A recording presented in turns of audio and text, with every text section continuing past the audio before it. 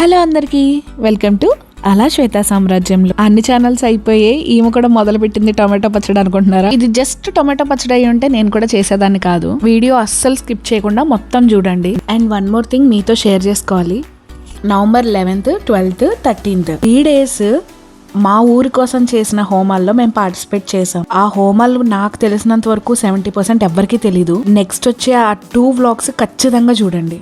అయితే మనం టొమాటో పచ్చడి సంగతి చూసేద్దాం. ఇది నార్మల్ గా చేసుకునే టొమాటో పచ్చడి కాదండి. సుబ్రహ్మణ్యేశ్వర స్వామి పూజల్లో, నాగుల చవితి టైంలో చేసుకునే పచ్చడి. ఒకప్పుడు పల్లెటూరులో ఇలాగే చేసుకునేవారు. కత్తి వాడకుండా, వెల్లుల్లి వాడకుండా టొమాటో పచ్చడి ఎలా చేయాలో చూద్దాం. టొమాటోస్ ని బాగా బాయిల్ చేసి వాటి మీద ఉన్న పీల్ మొత్తం తీసేసుకోవాలి. పీల్ చేసిన టొమాటోస్ ని 1 by 1 రోట్లో వేసి దంచుకోవాలి.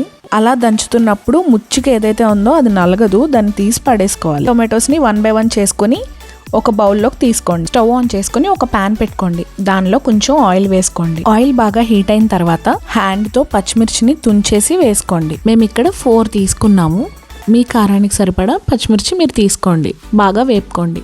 బాగా ఫ్రై అయిన తర్వాత ఏదైతే మనం ముందుగా దంచి పెట్టుకున్నామో టొమాటో ప్యూరీ, దాన్ని అందులో వేసేసేయండి. ఇందులో నుంచి మనకు ఆయిల్ బయటకు వచ్చే వరకు దాన్ని బాగా వేగనివ్వాలి. అలా మూత పెట్టేసేయండి. దాని మీద కొద్దిగా చింతపండు వేయాలి.